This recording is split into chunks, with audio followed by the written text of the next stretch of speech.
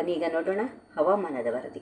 ಇವತ್ತಿನ ದಿನ ನಮ್ಮ ಕರ್ನಾಟಕದ ಯಾವ ಯಾವ ಜಿಲ್ಲೆಗಳಲ್ಲಿ ಭಾರಿ ಮಳೆಯಾಗುವ ಮುನ್ಸೂಚನೆ ಇದೆ, ಎಲ್ಲೆಲ್ಲಿ ಬಿಸಿಲು ಇದೆ, ಮಾನ್ಸೂನು ಮಾರುತಗಳ ಆರ್ಭಾಟ ಹೇಗಿದೆ ಅನ್ನುವ ಕಂಪ್ಲೀಟ್ ಜಿಲ್ಲಾವಾರು ಮಾಹಿತಿಯನ್ನು ಈ ವಿಡಿಯೋದಲ್ಲಿ ಡೀಟೇಲ್ಡ್ ಆಗಿ ತಿಳಿಸ್ಕೊಡ್ತೀನಿ.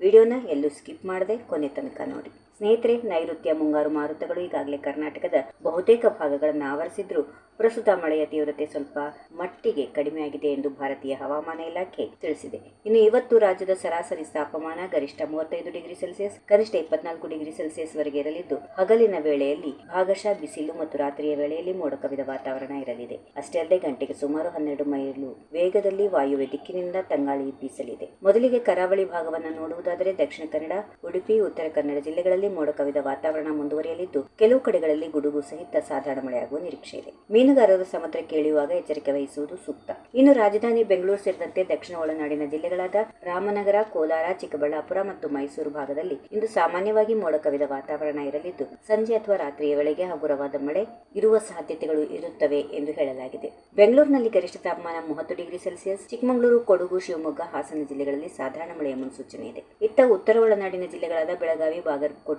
ಧಾರವಾಡ, ಗದಗ ಮತ್ತು ಹಾವೇರಿ ಜಿಲ್ಲೆಗಳಲ್ಲಿ ಒಣ ಹವಾಮಾನ ಹೆಚ್ಚಾಗಿ ಕಂಡುಬಂದರೂ ಕೆಲವು ಸ್ಥಳಗಳಲ್ಲಿ ಸ್ಥಳೀಯವಾಗಿ ಸೃಷ್ಟಿಯಾಗಿರುವ ಮೋಡಗಳಿಂದಾಗಿ ಗುಡುಗು ಸಹಿತ ಲಘು ಮಳೆಯಾಗುವ ನಿರೀಕ್ಷೆ ಇದೆ. ಇನ್ನು ಹವಾಮಾನ ಇಲಾಖೆಯ ಮುನ್ಸೂಚನೆ ಪ್ರಕಾರ ರಾಜ್ಯದಲ್ಲಿ ಮಳೆಯ ಪ್ರಮಾಣ ಮತ್ತಷ್ಟು ಹೆಚ್ಚಾಗುವ ಸಾಧ್ಯತೆಗಳಿವೆ. ನಾಳೆಯಿಂದ ಕರಾವಳಿ ಮತ್ತು ಮಲೆನಾಡು ಭಾಗಗಳಲ್ಲಿ 50% ಮಳೆಯಾಗುವ ಚಾನ್ಸಸ್ ಇದೆ ಎಂದು ವರದಿಗಳು ತಿಳಿಸುತ್ತಿವೆ. ನಿಮ್ಮ ಜಿಲ್ಲೆಯಲ್ಲಿ ಇವತ್ತು ಹವಾಮಾನ ಯಾವ ರೀತಿಯಾಗಿದೆ, ಮಳೆ ಬರ್ತಿದೆಯಾ ಇಲ್ವಾ ಅನ್ನೋದನ್ನ ನಮಗೆ ಕೆಳಗೆ ಕಾಮೆಂಟ್ ಮಾಡಿ ತಿಳಿಸಿ. ಈಗಲೇ ನಮ್ಮ ಚಾನೆಲ್ ಅನ್ನ ಸಬ್ಸ್ಕ್ರೈಬ್ ಮಾಡಿಕೊಳ್ಳಿ. ಈ ಮಾಹಿತಿ ಇಷ್ಟ ಆಗಿದ್ರೆ ದಯವಿಟ್ಟು ಒಂದು ಲೈಕ್ ಮಾಡಿ ಮತ್ತು ನಿಮ್ಮ ಸ್ನೇಹಿತರೊಂದಿಗೆ ಶೇರ್ ಮಾಡಿ. ಧನ್ಯವಾದಗಳು.